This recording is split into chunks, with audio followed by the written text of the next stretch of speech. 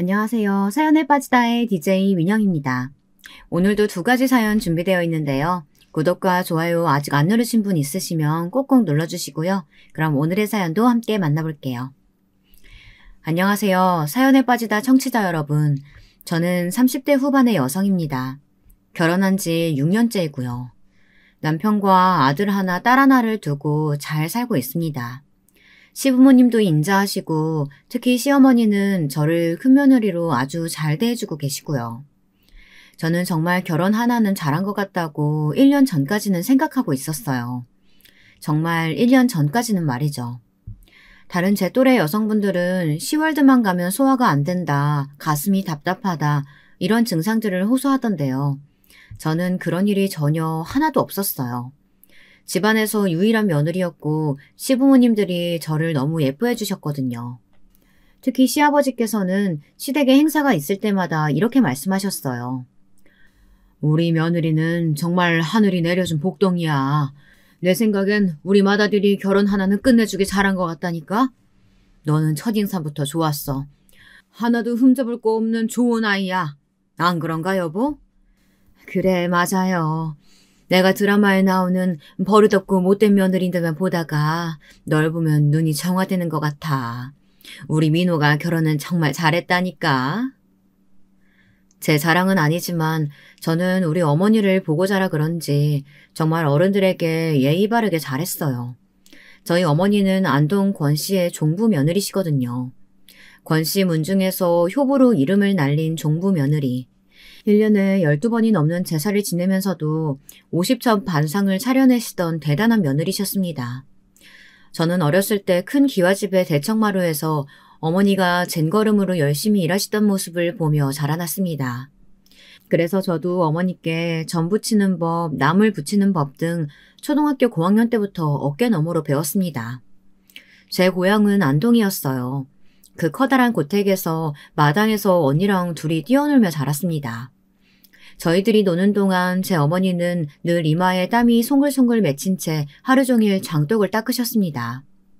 할 일이 없으면 장독을 닦는 게 아니라 어머니께는 그것이 하루 일과였어요.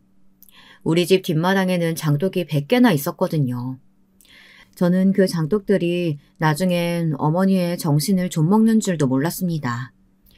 그리고 저는 어렸을 적엔 어머니가 안동 권씨 가문의 종부라는 것이 너무 자랑스러웠어요. 제가 아주 동네방네 소문을 다 내고 다닐 정도로요. 학교 친구들이며 만나는 사람마다 우리 엄마는 종부 며느리란 말을 입에 달고 살았죠. 그런 저희 어머니가 딱 한 가지 못하신 게 있었어요. 그건 바로 대를 이을 아들을 낳는다는 아주 중한 일이었습니다. 그래서 어머니는 장독을 닦으시면서 친할머니 몰래 눈물을 훔치셨어요. 아주 자주 말이에요. 저는 어머니가 저희 친할머니 몰래 뒷마당에서 오실 때마다 그게 그렇게 마음이 아프더라고요. 친할머니는 어머니가 종부며느리로 들어와 아들을 못 낳자 어머니를 조선시대 하녀처럼 매일매일 구박하고 미워하셨어요. 종부며느리란 것이 제일 중요한 아들 낳는 걸 실패하는 게 말이 된다더냐? 너는 반쪽짜리다. 아주 반쪽밖에 안 되는 며느리야. 알아듣겠어? 그러니 네 서방이 후처를 보더라도 너는 그저 찍소리 말고 따라야 할 것이야. 네, 어머니. 죄송합니다. 제가 아들을 못 낳아서요. 그저 이 집에 있게만 해주세요, 어머니. 친할머니 말대로 아버지는 뻔히 저희 어머니가 계신데도 옛날 말로 첩을 들이셨어요. 아버지는 어머니를 사랑하셨지만 안동 권씨의 장손으로서 아들을 낳아 대를 이어야 한다는 제 할머니의 강원 염원 때문에 어쩔 수 없이 결혼을 2번 하셨습니다. 처음에는 아버지의 후처를 아주 돌보듯 하시던 아버지도 젊은 여자가 집안을 왔다 갔다 하니 마음이 점점 그 여자에게 기울어가는 것을 어머니는 느끼셨다고 하네요. 그럴수록 어머니는 집안일에 더욱 매진하셨습니다. 1년이 지나자 아버지의 후처는 아들을 임신했고 친할머니는 뱃속 아기가 아들이라는 것을 알자마자 그 여자에게 100만 원을 주시면서 하고 싶은 거 다 하고 사고 싶은 거 다 사라고 하셨다고 하네요. 여러분도 그때의 돈 100만 원이면 지금 한 500만 원 정도 가치가 있는 거라는 거 알고 계실 거예요. 그렇게 손톱이 다 닳도록 일만한 어머니께는 아무것도 주지 않던 구두쇠 할머니가 그 여자에게 큰돈을 주자 아버지도 이번엔 할머니가 좀 심하셨다 싶었는지 어머니께 따로 예쁜 옷을 한번 해주셨습니다. 그런데 그게 어쩌다가 친할머니에게 발가게 되고 만 거예요. 아마도 아버지의 후처라는 그 여자가 할머니께 일러 바친 듯 했습니다. 친할머니는 아버지가 사주신 엄마의 고운 양장을 마당에 버리고 발로 지근지근 밟으면서 어머니께 소리치셨습니다. 아들 하나도 생산 못한 년이 어디 낮바닥을 뻔뻔히 쳐들고 남편한테 옷을 받아 입어? 행여 애비가 해주겠다고 하더라도 거절했었어야지. 니녀는 양심이 없는 거냐? 계집년이나 둘 낳아놓고는 뭘 잘했다고 옷을 받아 입어? 어머니 잘못했어요. 너무 아파요. 제발 제 머리 좀 놔주세요. 제가 잘못했어요. 네, 어머니. 그것도 모자라서 친할머니는 어머니의 고운 쪽진머리를 풀어헤치고 틀어쥐어 마구 흔들었습니다. 어머니는 눈물을 철철 흘리면서도 말대꾸 한번 못하시고 시어머니가 하라는 대로 할 수밖에 없었죠. 저는 눈앞에서 이 장면을 보고 그때부터 친할머니를 미워했던 것 같아요. 겨우 아들 못 낳는다는 이유로 저렇게 기죽어 지내던 어머니를 이해하지도 못했고요. 제 어머니에 대한 프라이드는 결국 친할머니에 대한 증오심으로 바뀌어버렸습니다. 어머니도 그렇죠. 잘못한 건 하나도 없는데 왜 저렇게 할머니께 꼼짝을 못하고 살았는지 이해가 되질 않았어요. 하지만 제 사상과는 다르게 어릴 때부터 몸에 밴 예의 범절은 저를 얌전하고 예의 바른 며느리로 각인되게 만들었습니다. 처음 제 남편을 따라 시부모님께 인사를 갔던 날이 생각나네요. 제 시부모님은 부유해서 서울 강남의 100평짜리 단독주택에 사시는 분들이었습니다. 제 시아버지는 그때 당시 이미 퇴직을 하신 상태여서 집안 마당에서 밀짚 모자를 쓰고 나무를 가꾸시고 계셨습니다. 그러다가 저를 보고 처음 하신 말씀이 지금까지도 생각이 나네요. 민호가 말하던 권씨 가문의 손녀가 너로구나. 만나서 반갑구나. 난 민호 애비 되는 사람이야. 요즘 사람들은 이렇게 주먹을 부딪히며 인사를 한다며? 시아버지는 그렇게 말씀하시며 목장갑을 벗고 주먹을 쥐어 제 앞으로 내미셨습니다. 그래서 저는 아버님의 주먹에 손을 부딪히는 대신 고개를 90도로 꺾어 인사를 드렸습니다. 배꼽에 손까지 얹고 아주 예의 바르게 말이에요. 안녕하세요, 아버님. 전 권진영이라고 합니다. 민호 씨와 사귄 지는 1년이 조금 안 되었어요. 민호 씨한테 말씀 많이 들어서 꼭 한번 만나 뵙고 싶었습니다. 제 얌전한 말과 행동을 보시고는 시아버지는 눈썹을 치켜 올리시며 흥미로운 표정으로 저를 다시 보셨습니다. 그러더니 시어머니를 소리쳐 부르시는 것이었어요. 곧 시어머니가 마당으로 나오셨는데요. 시아버지는 시어머니께 저를 요즘 사회에서 보기 드문 유교녀라고 소개하시지 뭐예요. 시아버지의 말씀을 듣고 제 남편은 그때 얼마나 웃었는지 몰라요. 아버지도 그런 말을 다 하실 줄 아시냐면서 시어머니, 시아버지와 남편 이 세 사람이 마당에 서서 배를 잡고 하하 웃으시더군요. 그런 모습이 저는 정말 보기 좋은 한 가족으로 느껴졌습니다. 그리고 나도 이 가족들의 일원이 되면 너무 좋을 것 같다는 생각을 한 거예요. 그래서 저는 그때 남편과의 결혼을 결심하게 된 것이었습니다. 저희 시아버님은 동년배의 꼰대 같은 영감님들과는 다르게 뭔가 깨어있는 생각을 가지신 멋진 분이었어요. 제 긴장감을 아시고 그렇게 바로 풀어주신 걸 보면 알 수 있을 거예요. 시아버지와 천천히 이야기를 나누다 보니 많이 배운 사람의 인품도 보이고 너그럽고 여유 있는 그런 성격이셨습니다. 저는 시아버지가 아주 마음에 들었어요. 남아 선호 사상의 결정체 같은 제 친할머니랑 정반대의 사상을 가지신 시아버지가 흔한 건 아니니까 말이에요.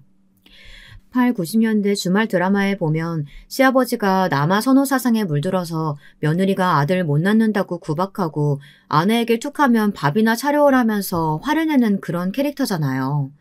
그런데 제 시아버지는 시어머니에게 주말마다 아침 밥상도 차려주시는 아주 신식 어른이었어요.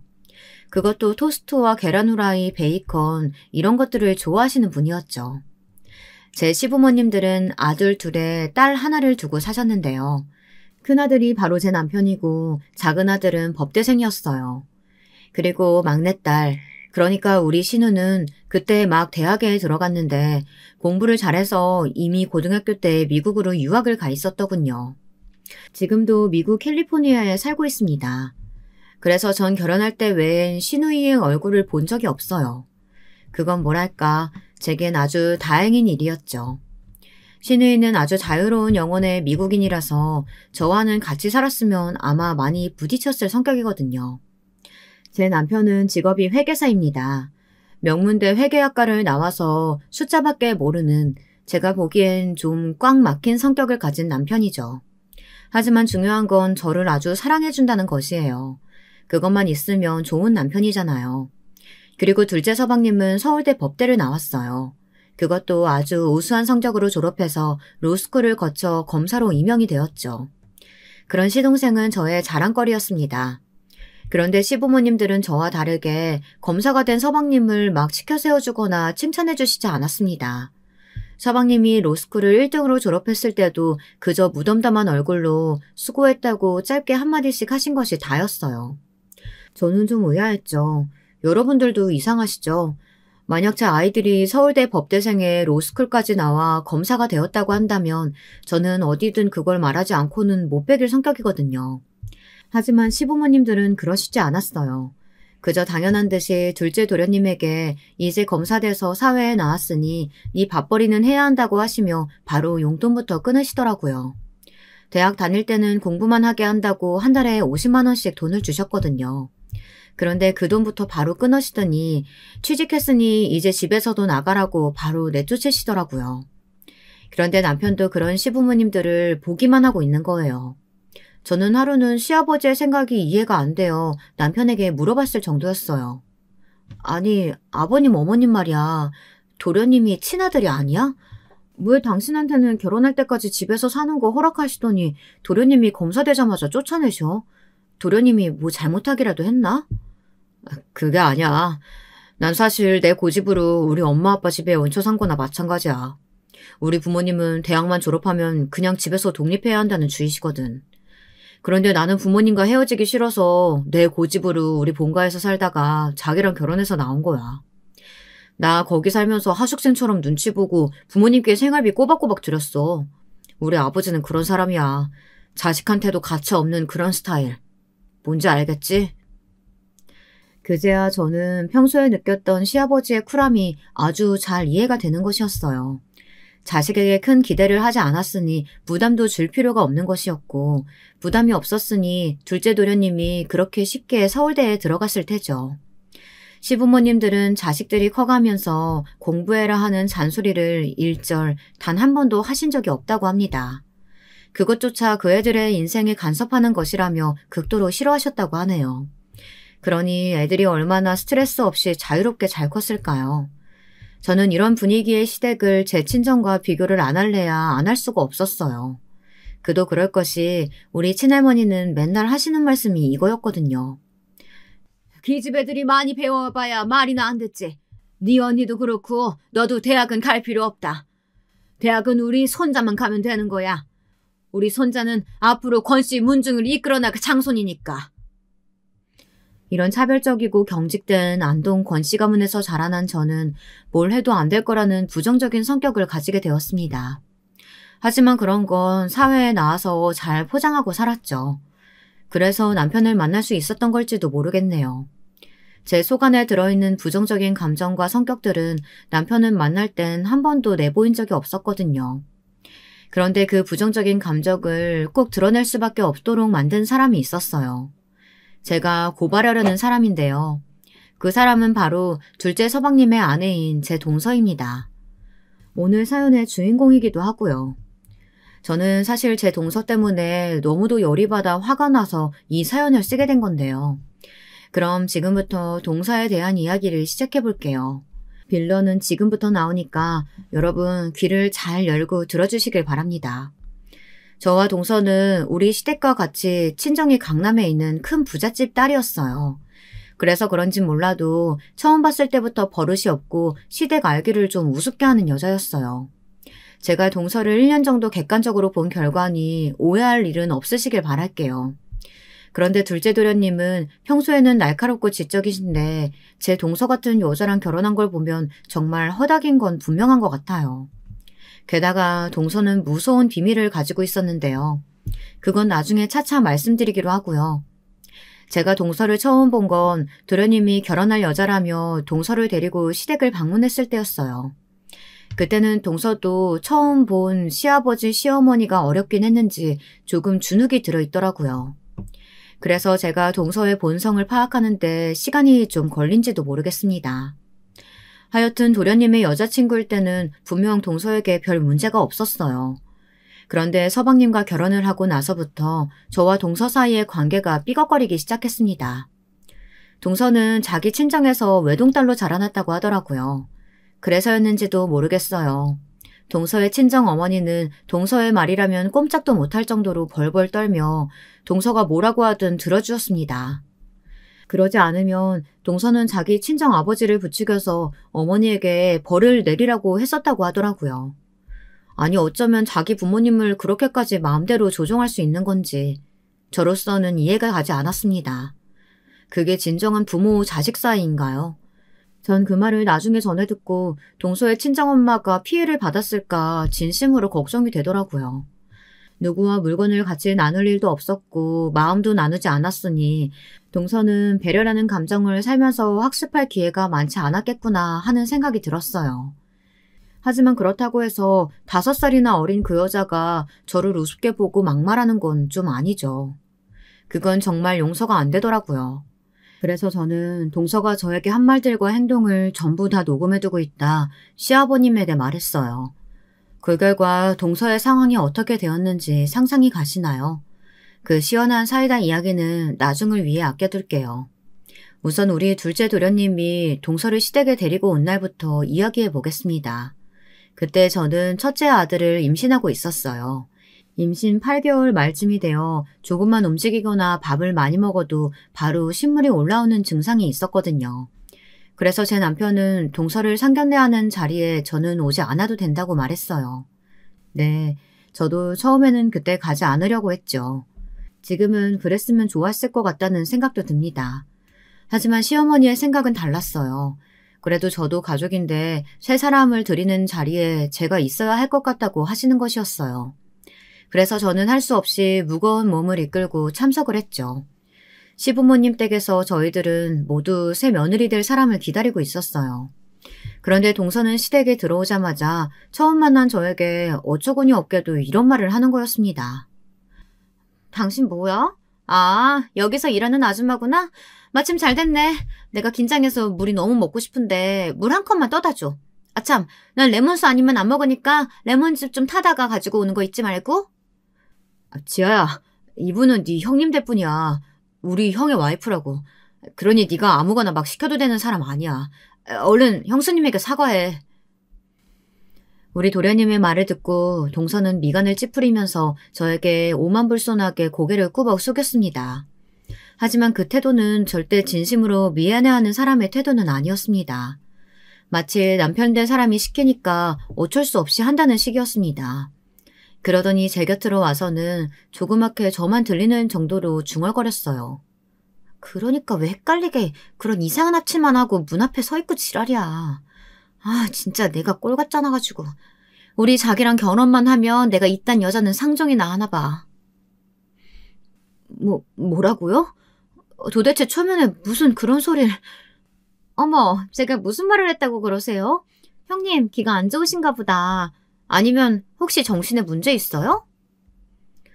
제가 너무 어이가 없어서 큰 소리로 동서에게 반박하려고 하자 동서는 제 입을 급히 막고 웃으며 저를 미친 여자 취급을 하는 거였습니다. 동서의 사이코패스 같은 이중성에 저는 너무나 놀라고 경악했어요.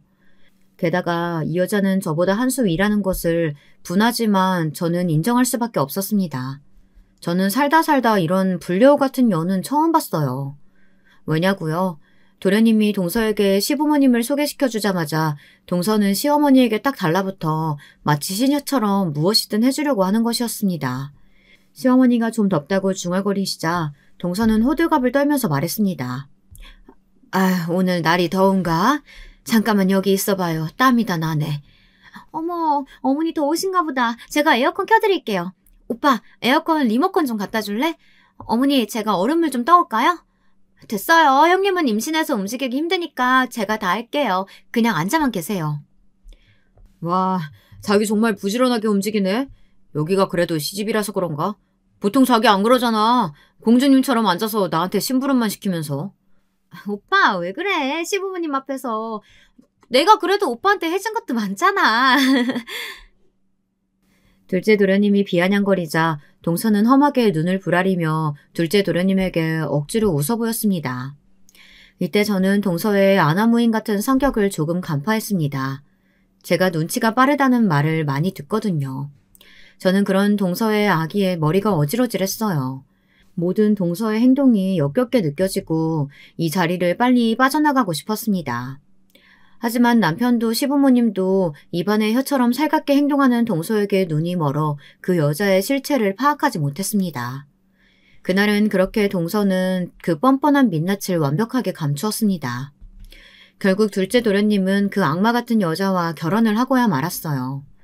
그때 도련님은 사법연수원 연수생이었는데요. 둘째 도련님은 나중에 검사가 되라고 하시는 시아버지의 말씀에 판사가 되고 싶은 마음을 접고 검사 쪽으로 지원을 했다고 하더라고요. 제 남편은 시아버지께 수능적인데 반해 도련님은 자기 하고픈 대로 하기도 했던 모양이었지만 그래도 저희 집안에서는 아버님의 영향이 적지 않게 작용하긴 한 것 같습니다. 우리 신우는 둘째 도련님 결혼식에 잠깐 얼굴을 비추고 한 이틀 집에 있다 다시 미국으로 획 가버렸어요. 신우는 집에 며칠 있으면서도 있는 듯 없는 듯 자기가 아가씨 때 쓰던 방에서 잘 나오지도 않았어요. 저는 남편에게 어느 날 물어봤습니다. 도대체 신우애는 왜 미국에 갔으며 시어머니하고 한마디도 하지 않고 혼자 고립된 채 방 안에만 있었는지 말이에요. 그랬더니 남편은 정말 난감한 표정을 지으며 고개를 흔들었어요. 그 부분은 마치 알아서는 안 된다는 것처럼 말이죠.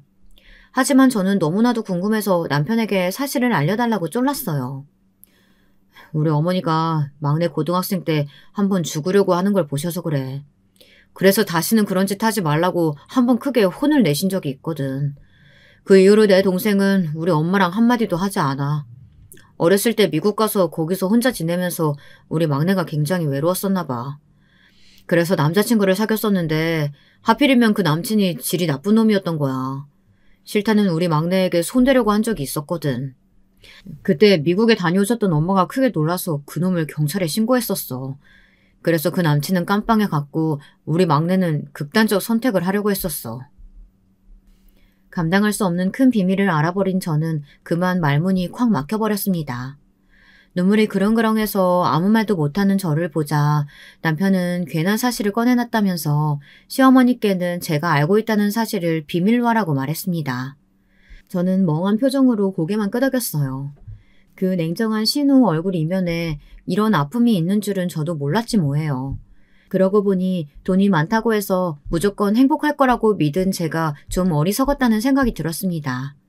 행복은 성적순도 아니고 재산 순서도 당연히 아니었는데 말이죠. 저는 웬만하면 살면서 동서를 마주치지 않으려고 노력을 많이 했습니다.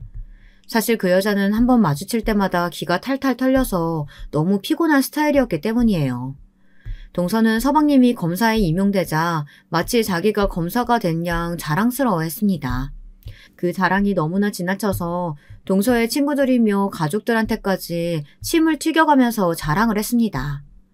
서방님이 검사 임명장을 가지고 온 날 동서의 친정에서는 검사 사위 나왔다고 너무 좋아했다고 하는데요. 우리 서방님의 장모님은 깔끔한 이태리제 양복을 한 벌 해줄 정도로 그렇게 검사 사위가 마음에 들었다고 하네요. 저는 전생에 무슨 죄를 져서 그런 동서의 시시콜콜한 친정 이야기까지 다 들었느냐고요. 동서는 아주 작은 거라도 저에게 우월감을 느끼려고 그렇게 자랑질을 해댔거든요. 저는 동서와 안 만나려고 그렇게 용을 쓰긴 했지만 마주칠 일이 없으니 동서는 일부러 제게 전화까지 해서 서방님의 일거수일투족을 스포츠 중계하듯이 자세하게 자랑하는 것이었어요. 글쎄 오늘도 우리 남편이 말이죠. 이렇게 시작되는 전화통화 내용은 이랬습니다. 서방님이 무슨 사건을 해결하고 범인을 어떻게 취조했는지, 그리고 오늘은 무슨 옷을 입고 갔고 집에 돌아올 때 본인에게 무슨 선물을 사왔는지, 동서는 그런 하찮은 이야기들을 저에게 매일 전화해서 자랑질을 해댔습니다. 그러니 듣고 있는 저는 귀에서 피가 날 정도였죠. 여러분들도 다들 아실 거라고 생각합니다. 교장 선생님이 아침조에 훈화 말씀하실 때 어떤 느낌인지 말이에요. 뭔 소리 하는지 관심도 없고 쩍쩍 하품만 나오고 얼른 안 끝나나 그런 생각밖에 안 들잖아요. 그런데 말하는 사람은 그렇게 자기 곡만 치하하고 자랑만 늘어놓는 그런 느낌 있잖아요. 검사 직위는 우리 서방님이 받았는데 동서는 완전히 자기가 검사인 양 그 역할에 도취해 있었던 것 같습니다. 어린애들 중 자기 아빠를 자랑하고 아빠가 무슨 높은 자리에 있으면 꼭 자기가 그 권력을 가진 것처럼 남들을 휘둘러대는 그런 철부지 애들 있잖아요. 동서는 꼭 그런 철없는 아이들 같았습니다. 네, 맞습니다. 처음부터 동서의 저런 행동들을 받아준 제 잘못인 것 같습니다. 그래도 처음에는 동서랑 척을 지기 싫어서 그 지겨운 자랑질들을 다 들어줬습니다. 그랬더니 처음엔 10분, 20분 되던 통화 시간이 점점 1시간이 넘어가는데 저도 더 이상 참을 수가 없더라고요. 그래서 동서에게 따끔하게 한마디 해줘야겠다고 생각했습니다. 그래서 저는 큰맘 먹고 어느 날 또 동서에게 전화가 왔기에 선언을 했죠. 동서, 내가 참다 말하는 건데 앞으로 이런 쓸데없는 이야기 할 거면 전화하지 말았으면 좋겠어. 동서는 아직 아기도 없지? 난 애가 이미 둘이나 돼. 그리고 우리 애들 예민해서 전화벨 소리에도 깨거든? 그럼 걔네들 돌봐야 하는 건 나야. 그러니까 동서, 평소에 전화 좀 안 했으면 좋겠어. 정말 급한 일 아니면 전화 좀 그만해줘. 부탁할게. 제가 이 말을 꺼내놓자 동서의 끝을 모르던 수다가 갑자기 뚝 끊기더라고요. 동서가 몇 초간 아무 말도 없이 거칠게 숨을 몰아쉬는 것이 느껴졌습니다. 저는 동서가 제 말을 알아들었는 줄 알았어요. 안도하면서 전화를 끊으려고 할 때 동서가 갑자기 소리를 꽥 하고 지르는 것이었어요. 뭐라고? 나 참 어이가 없어서. 서민 주제. 니년이 뭐라고 형님 맹세야? 이 미친년아. 어디서 내가 얘기하는 거에 토를 달아? 그딴 식으로 해봐. 내가 우리 남편한테 너를 어떻게 말하는지 두고 봐. 나한테 잘 보여야 그 목숨, 그리고 그 형님 지위, 그거 유지할 수 있는 거라는 거 몰라? 앞으로 많이 곤란해질 거야. 그렇게만 알아도. 동서의 그 미친 듯한 발언에 저 역시 어이가 없어졌습니다. 제가 뭐라고 반박을 하려고 했는데 그 틈도 안 주고 동서는 전화를 일방적으로 끊어버리더군요. 어쨌든 저는 소기의 목적을 달성한 것 같았어요. 그 이후 지겹던 동서의 전화와 자랑질은 뚝 끊어졌으니까요. 그 대신 저는 시댁에 갈 때마다 동서의 교묘한 괴롭힘에 시달리게 되었습니다. 동서는 어디선가 학창시절에 일질 노릇을 꼭 해본 사람처럼 굴었습니다. 마치 힘없고 소심한 학생을 괴롭히듯이 시부모님이 안 보는 틈을 타서 동서는 저에게 그리고 제 애들에게 해코지를 했어요. 3살 된 제 아들의 꿀밤을 아무도 안 볼 때 때린다든지 침대에서 밀어버리는 것은 예사였고요. 제가 시댁에서 저녁 설거지를 할 때 옆에 와서 프라이팬에 담긴 고기 구운 기름을 다 헹궈놓은 그릇에다 뿌리는 등 그런 사소한 짓거리를 실수인 척하며 해댔습니다. 저는 그게 동서의 실수가 아니란 것쯤은 금방 알 수 있었어요. 그 짓을 할 때마다 동서의 눈빛은 비열했고 냉담했거든요. 그러면서 동서는 일부러 시부모님이 들으라는 듯이 이렇게 소리쳤어요. 어머, 조카가 깼는데 제가 놀아주려다가 실수로 애가 침대에서 떨어지게 됐어요. 정말 죄송해요. 제가 애를 잘 볼 줄 몰라서요. 어머니 어떡해요? 제가 잘못해서 조카가 손가락 부러졌어요. 이러면서 자기가 선수쳐서 우는 척을 하는데 감히 동서를 나무랄 사람은 없었습니다. 오히려 마음 약한 시어머니는 동서에게 다가가 많이 놀랐느냐며 그년을 위로해 주는 것이었어요. 저는 동서의 행동들이 너무 가짜나서 저를 음해하는 동서의 목적이 뻔히 보였어도 아무에게도 말을 하지 못했습니다. 제가 그 상황에서 남편이나 시댁 식구들에게 억울함을 토로했다면 오히려 그녀는 제가 가해자인 양 자기를 포장했을 것이었거든요. 저는 마치 제 친정엄마가 친할머니께 꼼짝 못했던 것과 같이 동서에게 그대로 당했습니다. 게다가 동서는 저와 서방님 사이에서 이간질을 하기 시작했어요. 그건 서방님이 결혼한 지 3개월이 지나서부터였을 거예요. 동서와 결혼하기 전 저와 서방님은 주말마다 시댁에서 만나 살갑게 인사하는 사이였습니다. 도련님일 때는 제 애들에게 좋은 장난감도 사주고 일부러 집에 와서 보기도 하는 조카 바보였던 서방님이었는데요. 동서가 도대체 무슨 말을 했는진 몰라도 어쩌다가 시댁에 와서 시부모님과 대화를 할 때 저와 남편을 안 좋게 이야기하기 시작했어요. 예를 들면 이런 말들이에요. 어머니, 혹시 제 와이프한테 애기 안 들어선다고 뭐라고 하신 적 있으세요? 지아가 자꾸 저한테 형수님이 그렇게 부럽다고, 형수는 결혼하고 얼마 되지도 않아서 임신이 척척 됐는데 지아는 안 그렇다면서 막 우는 거예요. 아니, 아니야. 내가 언제 그런 걸로 며느리 압박 주고 그런 거 본 적 있니? 지아는 왜 그러는 거니? 아무리 우리 큰며느리가 애기를 한 방에 딱딱 가졌다고 해도 내가 그런 걸로 며느리들 사이에 차별 두겠어? 그리고 새아기도 그래. 결혼한 지 이제 겨우 3개월 됐는데 뭘 벌써 애기를 가지고 싶다고 그러는 거야. 준호야, 네가 재수 씨한테 무슨 말 들어서 그런 건지 몰라도 나도 그런 말 어머니나 우리 아내한테서 들어본 적 없어. 재수 씨가 조금 예민한 것 같아. 그러니 조급하게 생각하지 말고 기다려봐. 너희들도 금방 애기 생길 거야. 서방님에게 그 말을 들은 시어머니는 펄쩍 뛰시면서 부정하셨습니다. 그랬더니 서방님은 저를 의심의 논초리로 바라보는 것이었어요. 물론 저도 억울하다고 했죠. 그런 생각 한 적도 없고 동서한테 그런 걸로 핀잔을 한 적도 없다고 아무리 말해도 서방님은 동서에게 단단히 세뇌가 되었는지 진실이 안 보였나 봐요. 남편이 제 역성을 들어주자 그 옆에서 동서는 눈을 여우처럼 흘기면서 제 남편을 무섭게 바라보는 것이었습니다. 서방님은 입을 꼭 다물더니 동서의 손을 끌고 저녁도 안 먹고 시댁을 박차고 나가버렸고요. 남은 가족들은 그저 어안이 벙벙해서 팔을 벌리고 어깨를 으쓱했을 뿐이었습니다. 그 후로도 저를 향한 동서의 집요한 괴롭힘은 끝을 모르고 계속되었어요. 애들 육아하기도 힘에 부치는데 자꾸 동서와 이것저것 부딪히는 일이 잦아지자 저는 인내심의 한계가 찾아왔습니다. 1년에 몇 번이나 부딪히겠느냐고 안일하게 생각했던 제가 어리석었어요. 왜냐하면 시어머니는 아들 둘 다 장가 보내고 나서 부쩍 외로워하시며 한 달에 2번은 본인이 저녁 준비할 테니 집에 와 저녁을 먹고 가라고 하셨거든요. 유교녀 큰 며느리로서 어머니께 반항할 수도 없고 그저 울며 겨자 먹기로 2주마다 토요일에 시댁에서 저녁 먹는 모임이 시작되었습니다. 동서는 그때마다 몸만 와서 밥만 쏙 먹고 서방님과 영화를 보러 간다든지 시댁 근처 압구정 번화가에 둘이서만 데이트랍시고 나가서 놀다 왔습니다. 당연히 그 산더미 같은 설거지랑 과일 깎기는 모두 제 몫이 되었고요. 시아버지는 제가 설거지를 하고 있으면 허허 웃으시면서 옆에 다가와서는 그릇을 같이 씻어주셨어요. 그러면서 큰며느리 노릇하기 쉽지 않다면서 저를 위로해 주셨습니다. 그런 따뜻한 말을 들으면 저는 더 울컥했어요. 그 몇 개월간 저는 아버님 덕분에 폭발하지 않고 지낼 수 있었습니다. 그러나 동서는 시댁에선 저를 괴롭히기 여의치가 않자 이번에는 카톡방에서 저를 괴롭히기 시작했습니다. 매일 새벽에 카톡을 보내 별것도 아닌 욕을 한다던가 잠을 못 자게 폭탄 문자를 예약해 저를 힘들게 하기 시작했어요. 동서는 그런 카톡 과목이 전화보다 편하고 아무에게도 들키지 않을 거라고 생각했나 봐요.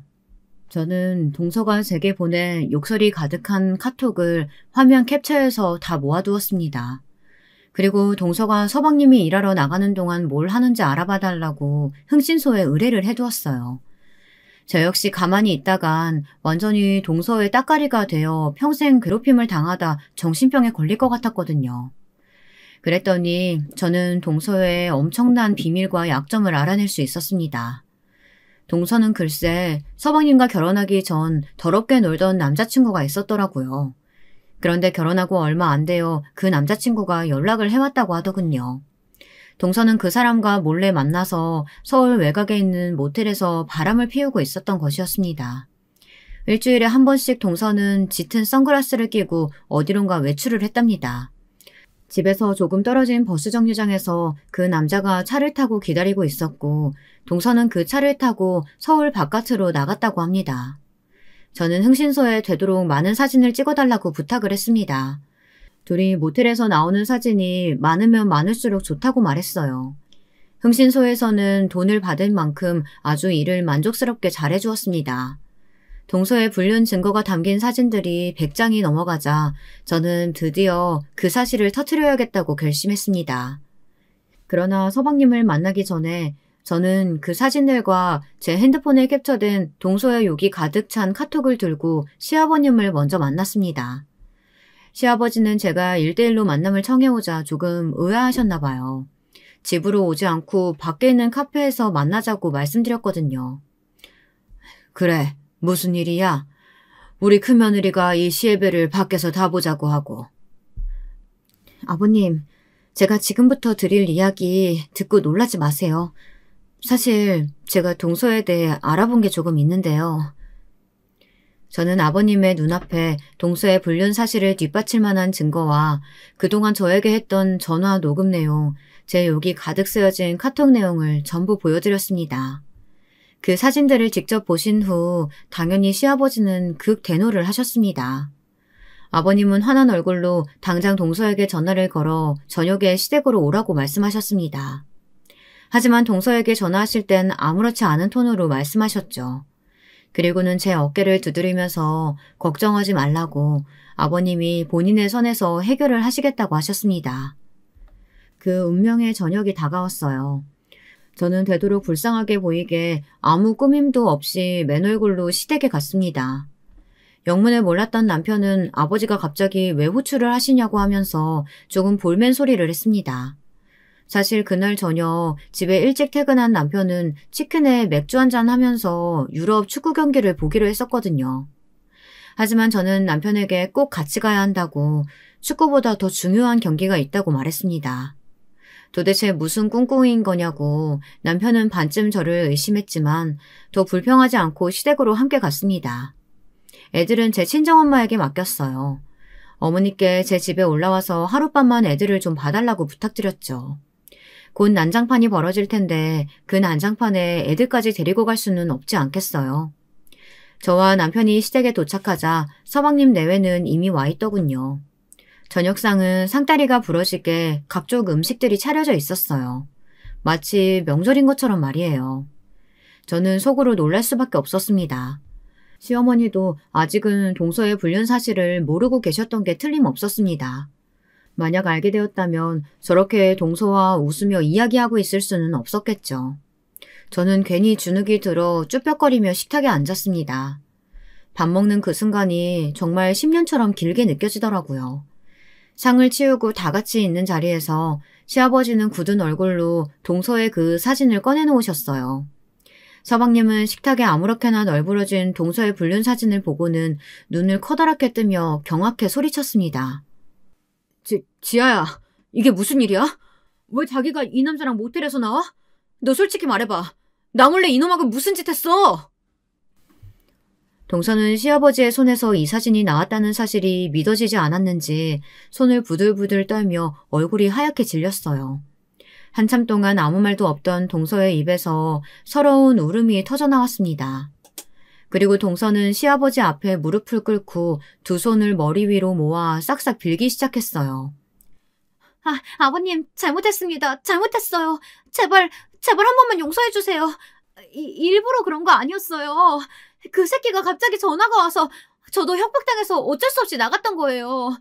아니면 우리 오빠 만나기 전에 어떻게 놀았는지 이 새끼가 다 오빠한테 이야기한다고 해서 그래서 나갔던 거예요.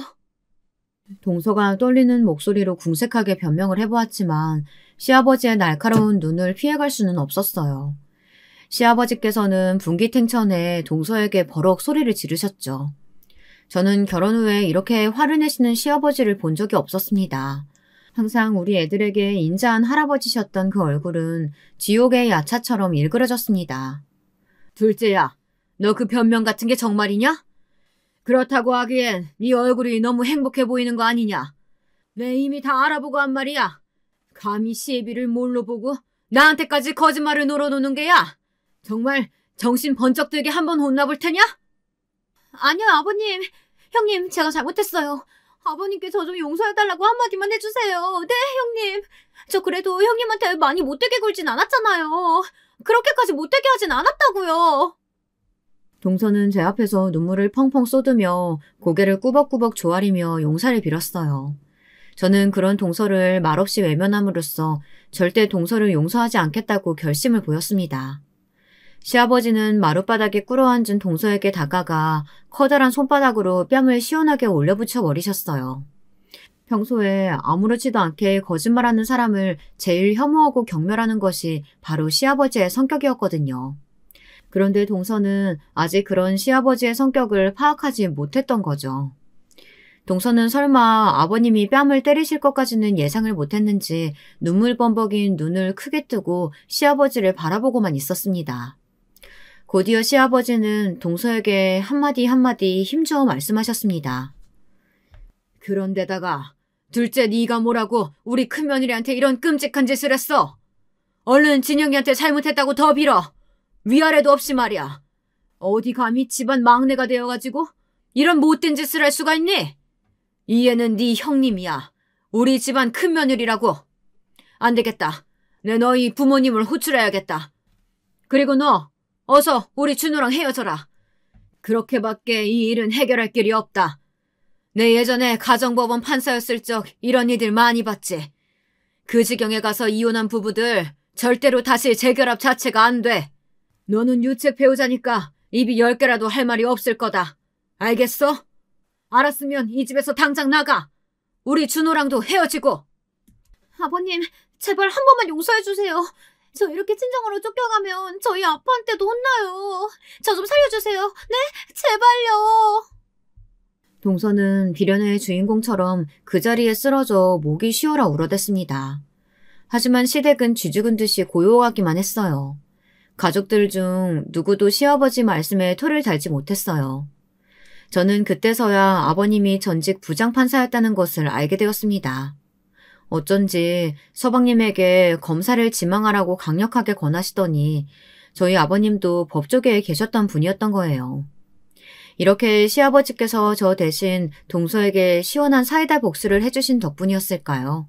저는 너무너무 속이 시원해 10년 묵었던 채증이 확 내려가는 것을 느꼈어요. 반대로 우리 서방님은 패닉 상태가 되어 쓰러져 있는 동서를 수습해 아버님 댁에서 달아나듯 집으로 가버렸습니다. 그 후에는 어떻게 되었냐고요? 당연한 수순으로 서방님과 동서는 이혼을 하고 말았습니다. 시아버님이 후배 판사님에게 부탁해 초고속으로 이혼 수속을 밟아달라고 하셨다고 하더라고요.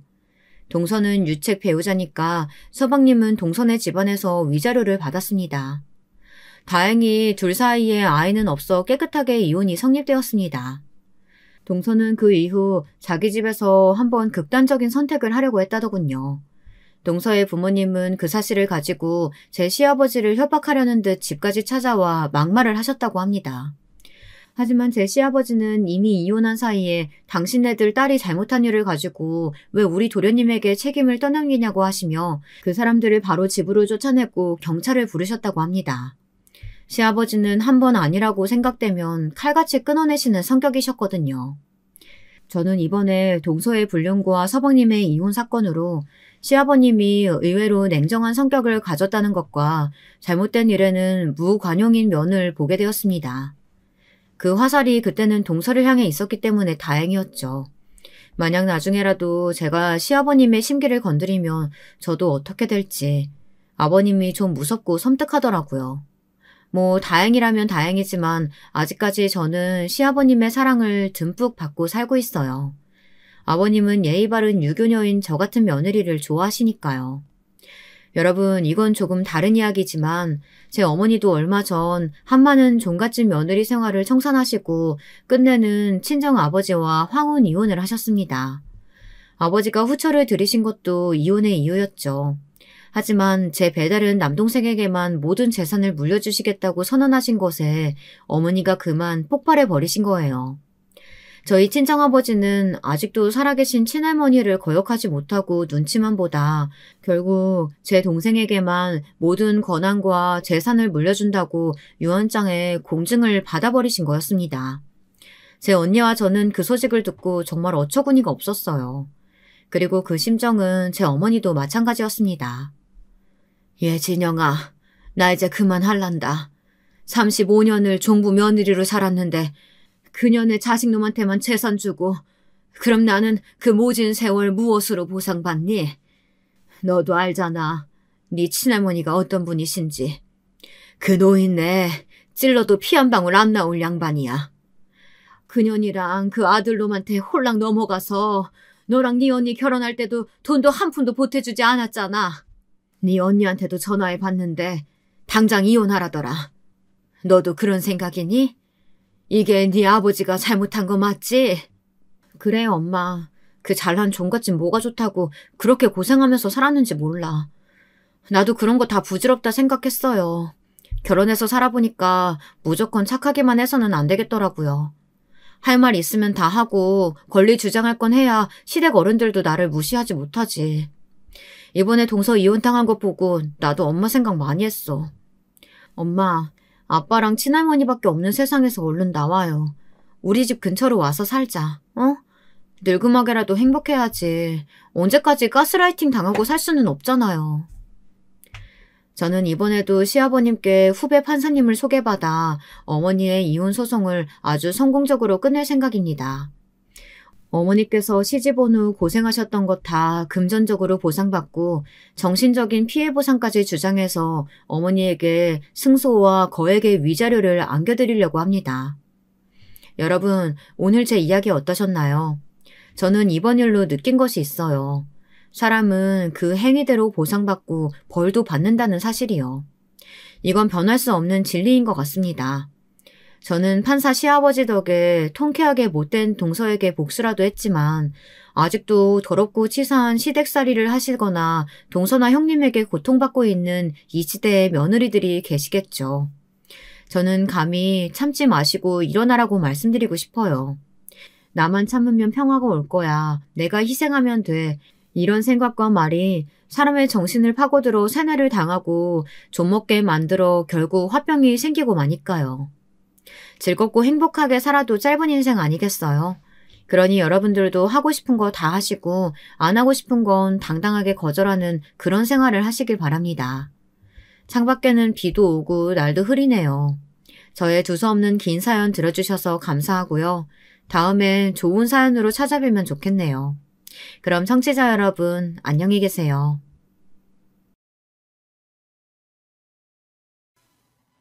여러분, 두 번째 사연 시작하기 전에 좋아요와 구독 꼭 눌러주실 거죠? 그럼 두 번째 사연 바로 시작합니다.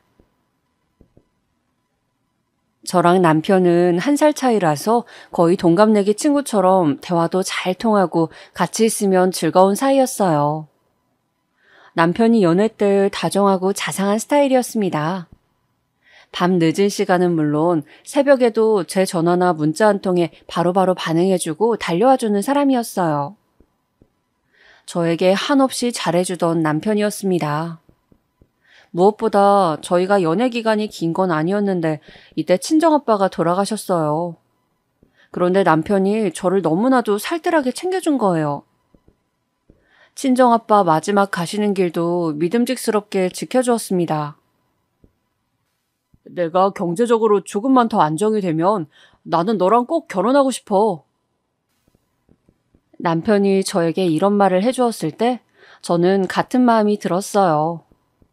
바로 그때 제가 이 사람과 결혼하고 싶다는 것을 저도 깨닫게 되었죠. 막연히 1년이나 2년 뒤쯤이면 시기적으로 딱 좋겠다 이런 생각을 품었더랍니다.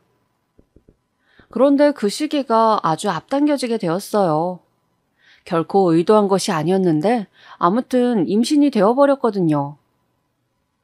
갑작스럽고 당혹스럽다는 말로는 그 당시의 기분을 표현할 수 없을 정도로 넋이 나가 있었습니다. 도대체 이게 무슨 상황이지? 이런 일이 생기지 않도록 나는 나름 철저히 방비를 했다고 생각했는데 임신이 되어버리다니 이 일을 어떻게 하면 좋아? 사흘을 혼자 고민하다가 남편에게 말했었죠. 분위기를 잘 살펴가면서 임신했다는 고백을 하는데 남편이 깜짝 놀라면서도 무척 기뻐하는 거예요. 그 모습을 보면서 저는 안심이 되었던 것 같아요. 결혼하기에는 너무 이른 시기라 생각이 되었던 때였지만 뱃속에 생긴 생명에게는 그 어떤 잘못도 없었기에 이 생명을 저버린다는 선택지는 차마 고를 수 없었습니다. 그래서 남편하고 바로 결혼을 해버렸어요. 친정에 있던 재산과 제가 짧은 사회생활을 하면서 모았던 돈, 그리고 시댁에서 보태주는 돈을 합쳐서 전셋집에서 첫 결혼 생활을 시작하게 되었어요. 그때가 막 대대적인 전세 사기 범죄가 수면 위로 떠오르던 때였기 때문에 겁도 났지만 시부모님께서 건너 지인을 통해 알아봐 주신 매물이었기에 감사하게도 전세 계약을 할 수 있었습니다. 그리하여 신혼집 위치는 시댁과 상당히 가까운 동네였고요. 결혼은 미친 짓이다라는 희대의 명언이 있기 전에 결혼은 지극한 현실이다라는 명제가 있죠. 저는 결혼을 하고 그것을 절실히 체감하게 되었어요. 섣부른 판단과 성급한 상황이 어우러져 만들어낸 결혼. 그 안으로 뛰어들자마자 새로운 세계가 펼쳐졌답니다. 우선은 가장 먼저 저와 결혼하여 배우자가 된 그 당사자 남편하고 미묘한 불협화음을 내기 시작했던 것부터 거슬렸습니다. 나이가 지긋하신 분들이라든지 결혼 생활이 아주 오래되신 분들의 시각에서는 이런 점이 사소하고 우습게 보이실 수 있겠지만 저는 무척 심각하였어요. 별거 아닌 것 같은데 이런 것들이 결혼 생활 초반부터 쌓여가면서 저의 신경을 건드려댔습니다. 예를 들자면 대략 이런 상황들이었는데 한번 잘 봐주시겠어요? 오빠, 나 지금 집에 들어가는 길. 오빠는 퇴근 언제 할 거야? 왜 아직도 일 마쳤단 소리가 없어? 연락하는 거 깜빡했다. 나 오늘 급하게 일이 좀 추가가 됐어. 밤 10시나 돼야지 퇴근할 것 같은데. 왠지 그럴 것 같더라니. 오빠 집에 들어오면 11시쯤이겠네? 나 그때까지 너무 외로운데? 어제는 오빠가 퇴근 후에 친구들이랑 약속이 있어서 늦게 왔잖아. 나 계속 혼자 있으면 너무 심심해. 그럼 내가 더 일찍 가보도록 할게. 무조건 11시 되기 전에 집에 들어갈 거야. 이렇게 대화를 마친 후 저는 먼저 집으로 도착해서 간단히 저녁을 먹었습니다. 그리고 집안 청소를 한 다음에 입이 심심해서 과자를 먹었죠.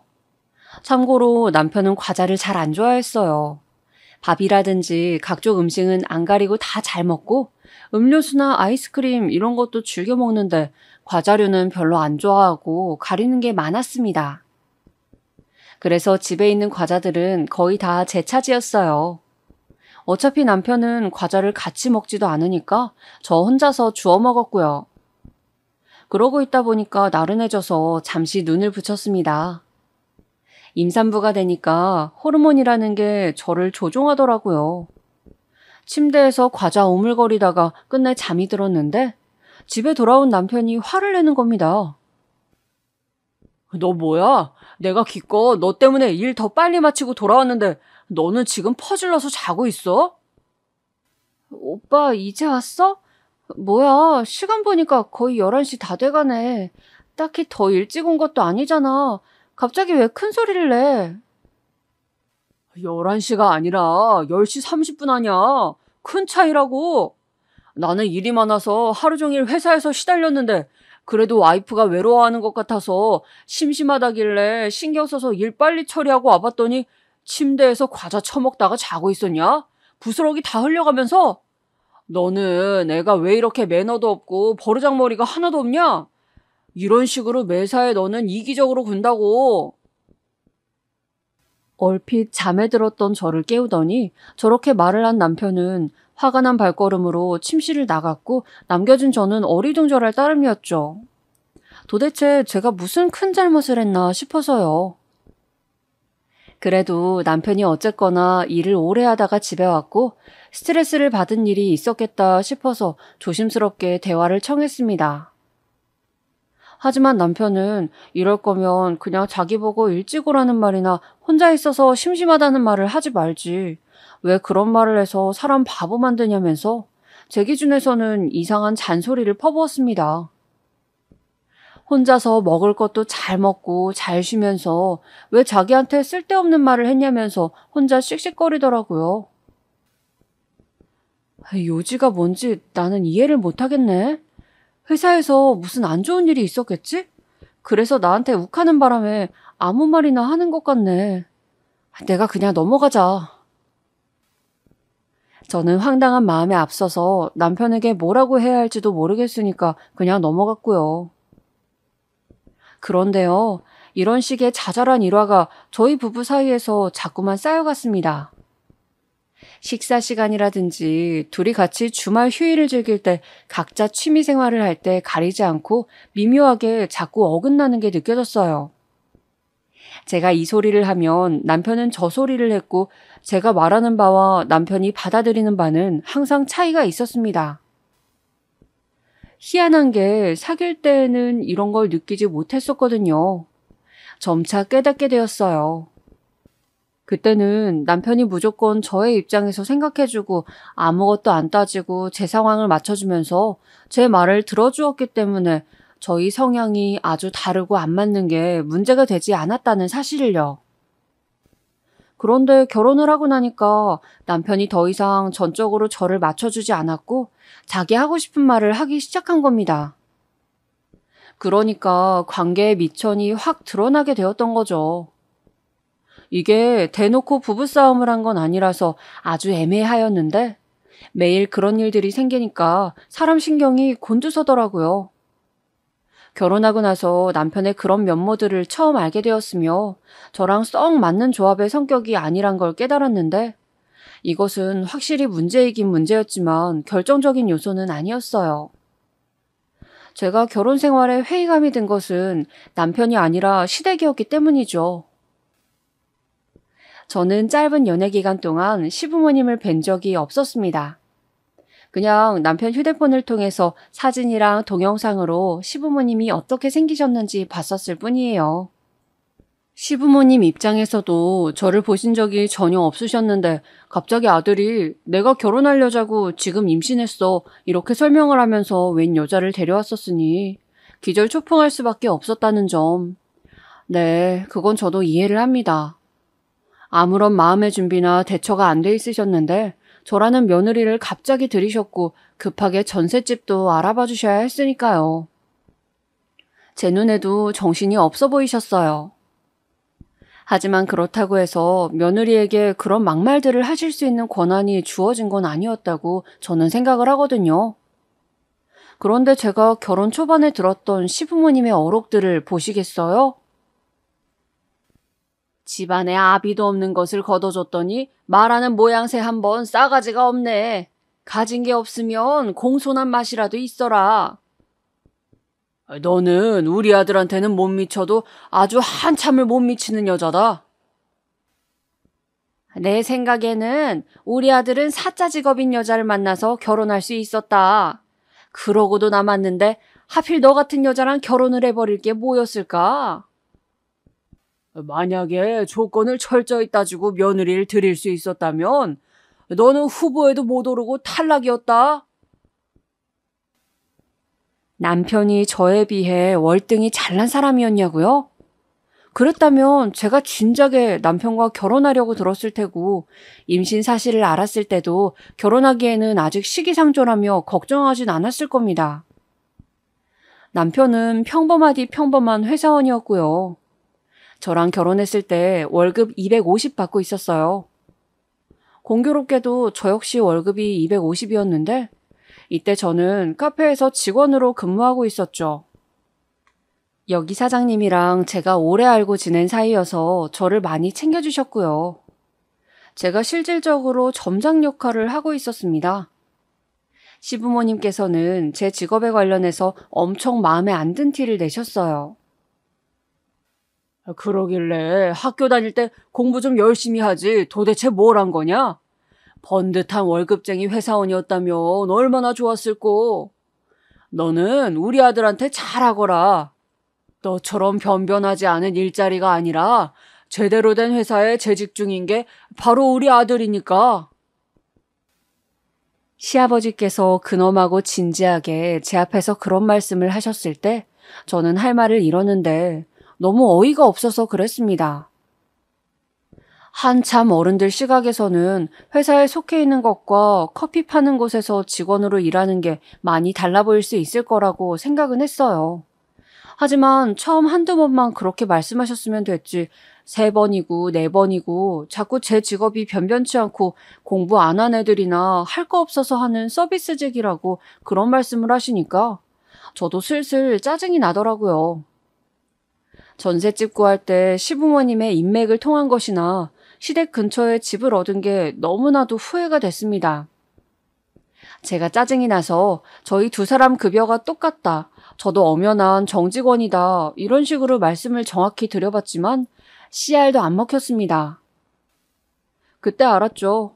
사실의 여부가 중요한 것이 아니라 제가 남편보다 수준이 떨어진다고 시부모님께서는 무조건 여기고 싶으셨던 거예요. 그러니까 대화가 안 통했죠. 오빠가 그럴 때 중재 좀 해주면 안 돼? 나 이러다가 아버님 어머님 앞에서 미치고 날뛸지도 몰라. 우리 아가 생각해서 나 진짜로 참고 있는 거야. 남편한테 진지하게 부탁을 해봤어요. 그랬더니 남편이 저보고 그냥 한 귀로 듣고 한 귀로 흘리면 안 되냐면서 되려 저한테 부탁을 해오더군요. 특별히 우리 아버지랑 엄마가 너한테 아기가 있어서 그러신 건 아니고 원래 말투라든지 행동하시는 게 투박한 편이야. 너 싫어해서 그러시는 거 아니야. 그게 정말 아기가 없는 발언들이었다고요? 2번 투박했다가는 사람도 치겠던데요. 저는 이를 갈면서 그냥 인내하였습니다. 똥이 더러워서 피하지 무서워서 피하는 건 아니라는 말을 곱씹으면서 말이죠. 게다가 남편놈이 하등 이 문제에 있어선 도움이 안 되겠다는 판단이 선 후였습니다. 부부 사이에서도 미묘하게 어긋나는 지점들이 자꾸 발생해서 화딱지가 자주 났었는데 여기에 시부모님의 아나무인 막말까지 얹어지니까 저는 정말 환장할 지경이었죠. 그 상황에서도 저는 직장에 나가면 밝게 웃으며 고객들을 응대해야 했으니 죽을 맛이었습니다. 뱃속에 있는 우리 아기한테는 아무런 잘못도 없으니까 내가 참는다. 미운 생각을 하고 나쁜 마음을 먹으면 아가한테도 안 좋은 영향이 갈 테니까 최대한 긍정적으로 지내자. 좋은 게 좋은 거라는 생각으로 애써 참아왔는데 큰 사건 한 방이 예고도 없이 빵 터지더라고요. 제가 임신이 막달이라서 일도 쉬면서 예정일을 기다리고 있을 때였어요. 시어머니랑 무슨 대화를 하다가 저도 모르게 결혼한 뒤로 섭섭했던 점, 힘들었던 점을 조금 꺼내놓았거든요. 그런 제 말을 가만히 듣고 계시던 시어머니께서 문득 입을 열더니 하시는 말씀이 우리는 사실 네가 임신한 손주도 마음에 안 든다. 이것이었습니다. 저 정말 제가 잘못 들은 줄 알았어요. 진짜 이해가 안 가서 고개를 갸웃거리고 있으니까 시어머니께서 한숨을 쉬시면서 이러시더라고요. TV에서 혼수로 임신을 해왔다느니 임신 혼수라는 말을 떠들더만 나는 그게 그렇게나 천박하게 보이더라. 어쩜 몸가짐을 예사로 하였으면 결혼도 안 한 여자가 덜컥 임신을 한 것인지 네가 임신했다 그러면은 우리라고 무조건 손주 생길 테니까 좋네라고 해야 하는 거니? 그건 아니지. 사실은 기대하지도 않았던 손주의 소식이 별로 안 반가우시대요. 그 말씀을 듣고 나니까 정신이 멍해지면서 아무 생각도 안 들었습니다. 제가 이 집안에서 철저한 의리고 진정한 한 가족이 아니다라는 사실만큼은 분명하게 알겠더군요. 제 아이가 과연 이 집에서 정당한 구성원 대우나 받을 수 있을지 의심마저 되었어요. 예정일을 딱 일주일 앞두고 제가 오죽하면 멍한 얼굴로 남편에게 이혼 얘기를 꺼냈습니다. 너 미쳤어? 갑자기 왜 이래? 우울증이라도 온 거야? 이제 출산할 때가 오니까 저의 정신 상태가 살짝 이상해진 것 같다면서 남편은 저를 병자 취급하였습니다. 제가 코웃음을 치면서 그랬죠. 그래, 미쳤다. 시댁 때문에 우울증 걸리게 생긴 며느리, 그게 바로 나야. 오빠가 지금 선택해. 나랑 아기를 고르든가 자기 부모를 고르든가 한쪽만 선택하라고. 한쪽만 선택하라는 게 그게 말이나 돼?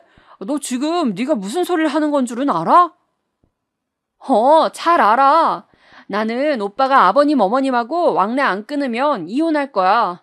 그러니까 양자택일해. 혼란스러워하는 남편에게 시부모님의 막말들을 아주 일목요연하게 정리해서 전달을 해주었습니다.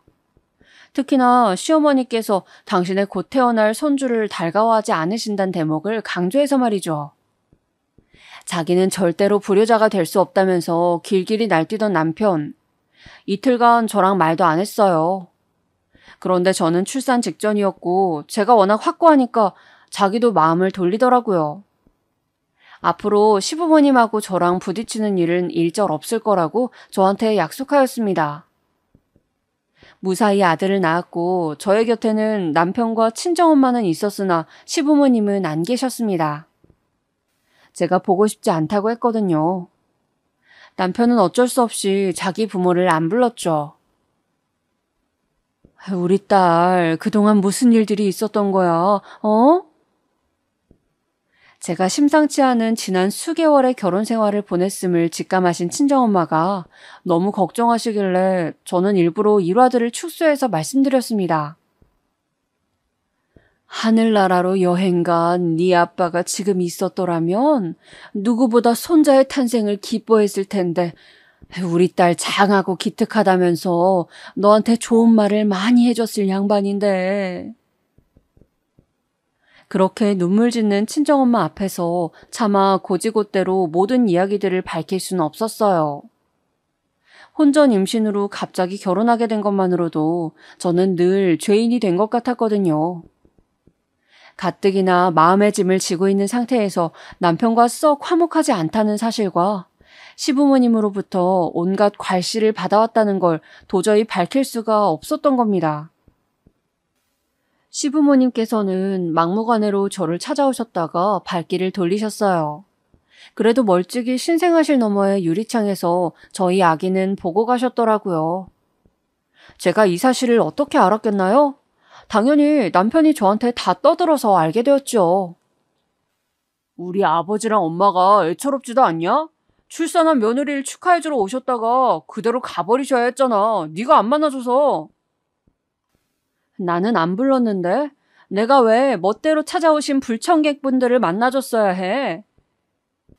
불청객이라니? 너 보러 오신 분들한테 그런 말은 진짜 실례 아니냐? 며느리를 보러 온 게 아니라 손자를 보러 오신 거겠지. 그리고 왜 오빠 마음대로 여기 주소를 알려드렸어? 난 동의한 적 없는데. 왕래 끊겠다고 분명히 약속한 거 아니었어? 왜 사람이 벌써 한 입으로 두 말 하려고 들어? 너는 애 낳은 지 얼마 안 된 애가 기운도 좋다. 벌써 이렇게 바락바락 할 말 다 하면서 대드냐? 그렇게 남편이 말하는 순간에 솔직히 그 면상을 쳐다보기도 싫었습니다. 연애 중에는 대단할 정도로 괜찮아 보이던 사람이었건만 결혼하고 나서 왜 이렇게 못나 보이는지를 모를 일이었습니다. 아기를 품에 안고 있을 때면 세상의 모든 충족감이 저한테 밀려오다가도 그러지 않은 때면 제가 남편을 죽이고 싶은 것인지 아니면 제가 그냥 콱 죽어버리고 싶은 것인지 헷갈릴 정도로 위험한 충동이 밀려들었어요. 아마도 산후 우울증의 한 종류였을지도 모르겠네요. 하지만 그 당시에는 그런 생각까지는 못 해봤고 내가 왜 이런 결혼을 해서 내 팔자를 스스로 꼬았나 하는 비참함에만 빠져 있었습니다. 저희 아들 100일 때 시부모님이 부득불 100일 잔치에 참석하시겠다고 난리를 치셨어요. 남편을 통해 아기 사진이랑 동영상을 받아본다는 것 정도는 저도 알고 있었고 애써 모른 척하면서 내버려 두었습니다. 은근히 잠잠하시기에 그 정도의 용의는 할 수 있었죠. 하지만 100일 잔치라는 것을 빌미로 다시 접근하시려는 의도가 너무 분명해 보였습니다. 그래서 저는 100일 잔치를 포기하기로 하였어요. 100일 잔치를 하지 말자고 하니까 남편이 기가 막혀 하더군요. 오빠, 요즘 세상에 100일 잔치 하면 주변 지인들한테 민폐인 거 알지? 야, 100일 잔치라는 게 괜히 있는 줄 알아? 100일을 기념할 만하니까 그런 게 있는 거야. 남들 100일 잔치 다 여는데 우리 아들만 안 열어주면 뭐가 돼? 그리고 우리 애가 커서 나중에 부모 원망을 얼마나 하겠어. 자기 100일 잔치도 안 열어줬던 성의 없는 부모라면서 애가 나중에 우리 욕을 엄청 해댈걸? 태어나서 100일씩이나 아직 안 죽고 살아있는 게 신기했던 옛날에나 100일 잔치가 의미가 있었던 거고, 지금처럼 의학이 발달한 시대에 무슨 100일 기념을 해. 그리고 결혼식 날짜랑 100일 잔치 날짜랑 가까울수록 초대받은 사람들이 싫어하고 욕하는 거 알지? 결혼식 갔다 온 지 얼마 되지도 않았는데 100일 잔치에 또 부른다고 엄청 싫어한다잖아. 오빠는 마지못해 참석한 사람들이 우리를 안 이꼽게 보면 그게 좋아? 행복해? 그러니까 내 말은 어쨌거나 남들 다 하는 100일 잔치를 우리 자식만 안 시켜줄 수는 없다는 거지. 남의 시선이 중요한 게 아니야. 그래, 그 말 진심이야? 남의 시선이 중요한 게 아니라 우리 아들의 100일을 기념해주는 그 자체가 중요하다는 거지? 당연하지. 뭐가 됐든 나는 우리 아들한테 100일 잔치 사진을 남겨줘야겠으니까 무조건 100일 잔치를 안 한다는 선택지는 나한테 없어. 알았어. 나도 오빠 의견을 따를게. 그러니까 100일 잔치는 작은 스튜디오를 대여해서 거기서 사진도 찍고 잔치도 열고 그러자. 규모도 아담하면서 갖출 거 다 있고 전문 사진가가 있으니까 사진도 기똥차게 뽑고. 어쨌든 100일 기념은 하는 거고 그럼 딱이네. 제 말을 듣고 난 남편의 표정은 혼란스러움으로 가득 차 있었습니다. 그러더니 저에게 하고 싶은 말이 있는 듯 많은 듯 애매하게 굴면서 한숨을 푹푹 내쉬더라고요. 저는 굳이 일부러 왜 무슨 일 있어? 이렇게 묻지 않았습니다. 물어봐야 남편으로 하여금 발언권만 주는 짓이었으니까요. 못마땅한 기색으로 입을 다물었던 남편은 다음 날에 저에게 다가와서 이실직고를 하였습니다. 사실 100일 잔치 하려고 예약한 곳이 있어서 그랬어. 뭐? 오빠, 나한테 단 한마디의 상의도 없이 어쩜 그럴 수가 있어? 결혼 직후부터 느꼈던 남편과의 불협화음이 이런 곳에서도 발생을 하는구나 싶었어요. 그런 생각으로 제가 답답해하고 있는데 이윽고 남편이 충격적인 전말을 밝혀오는 게 아니겠어요? 취소하려면 위약금이 있어서 아깝기도 하고 그래서 그냥 그 예약한 곳에서 100일 잔치를 열었으면 해. 거기가 어디길래 혹시 100일 잔치 같은 걸 전문으로 예약받은 대형 공간은 아니겠지? 아니, 맞아. 그런데요. 사진 보니까 넓더라. 자리도 많고. 아, 오빠. 적나라한 얘기지만 우리가 100일 잔치 열어봤자 그 자리 다 못 채워. 그만큼 올 사람도 없는데 도대체 그런 과한 결정은 왜 내린 거야? 거기 얼마 주고 예약했어? 위약금이 얼마가 나오든 그거 무는 게 차라리 이득이지. 내가 연락해서 취소할게. 거기 얼마 줬는데? 아, 그게 나도 금액은 몰라. 그런 건 묻지 마. 우리 엄마가 알아봐서 예약한다니까. 뭐라고? 오빠 지금 우리 아들 100일 잔치를 어머님께서 주도하고자 하셨다. 그 말을 하는 거야? 나한테 아무런 말도 없이? 세상에 이런 일이 있나 싶을 정도로 어처구니가 없었어요. 자기들끼리 저희 아들 사진 주고받으면서 시시덕거리고 즐기는 건 알아서 하라 이겁니다. 그런데 100일 잔치를 직접 장소 예약부터 해가면서 참견했다는 건 전혀 다른 이야기였죠. 어쩐지 부득불 저희 아들의 100일 잔치에는 꼭 참석하고 싶다면서 남편을 통해 강력한 의사를 표명하셨을 때부터 시부모님 쪽이 수상하다고는 생각을 했었습니다. 아직 아무것도 결정난 게 없는데 대뜸 100일 잔치에 함께하겠다고 강하게 말씀하셨다는 것이 이상했거든요. 남편이 토해낸 이실직고를 듣고 나서 저의 마음은 되려 싸늘하게 얼어붙었습니다. 시부모님으로부터 받았던 모욕이 제 안에서 10배, 100배, 1000배로 불어나면서 저를 무정하게 만들더라고요. 오빠는 그럼 그날 어머님, 아버님이랑 좋은 대형을 해서 같이 식사라도 해. 나는 우리 아들하고 예쁘게 꾸미고 기념사진이나 찍을 테니까. 제가 조금도 굽히지 않으니까 그 빳빳하던 남편의 기세가 조금씩 꺾이더라고요. 아기는 본능적으로 자꾸 엄마만 찾아대고 아빠인 자기가 않으면 금세 칭얼거려댔으니 남편이 쉽게 저를 상대로 박박 우겨댈 수가 없었을 겁니다. 저희 아들이 정말 기가 막히게도 사람을 구별해냈거든요. 그 어린 것이 몸에 무슨 간별장치라도 있었던 것 마냥 저 아닌 다른 사람들은 모두 낯설게 여기면서 손길을 가렸습니다. 바로 그렇기 때문에 한편으로는 저의 육아가 특별히 고되었던 것 같네요. 다른 사람에게 맡기면 아기가 금세 난리를 치면서 목이 찢어져라 울부짖어서 제가 당최 곁을 떠날 수가 없었어요. 돌을 지나면서부터 이 현상은 축소가 되었지만 아기가 지독한 엄마 바라기라서 그 엄마인 저는 체력이 남아나질 않았습니다. 저의 자유시간도 한정적이었고요. 어쨌든 간에 이런 아기를 손자로 두신 시부모님께서는 어떻게든 접선을 해오시려고 하였으나 저도 최선을 다해서 차단을 해냈습니다. 결국 100일 잔치는 제가 말했던 대로 간촐하게 진행이 되었어요. 그 후로도 남편과의 사이에서 크고 작은 일들이 있었고 명절 때 특히 서로 날을 세우면서 싸워댔는데 정말로 저희 두 사람 사이에 아이가 없었다면 진작 이혼하고도 남았을 정도였습니다. 그리고 시간이 흘러서 저희 아들의 돌잔치 때였죠. 지독하게 시댁 식구들을 피해왔던 저였지만 돌잔치 때 그 견고했던 성벽이 잠시 허물어졌습니다. 100일 잔치보다 훨씬 중요하였으니 어느 정도 규모를 갖춰서 기념하는 것에 저도 뜻이 맞춰졌고요.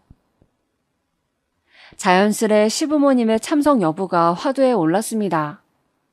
그동안은 명절에 잠깐 통화 한 번씩 한 게 다였거든요.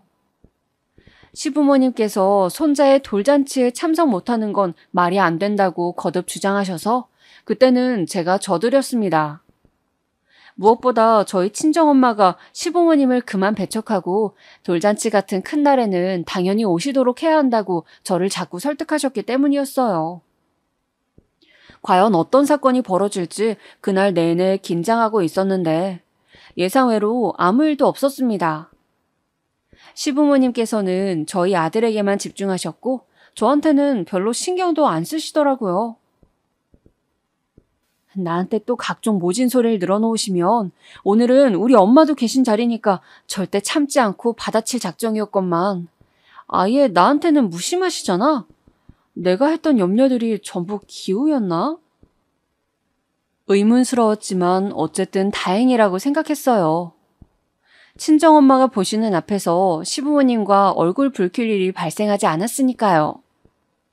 무탈하게 돌잔치 날이 지나간 이후 시어머니께서 남편을 통해 말씀을 전해오셨습니다. 여러 가지 말씀들을 하셨는데 요약을 해보자면 전에는 내가 미안했고 앞으로 잘 지내보자. 나도 막상 손자가 생기니까 너무 좋다. 그래서 자주 보고 싶다라는 것이 시어머니께서 저에게 전하고자 하시는 말씀이었습니다.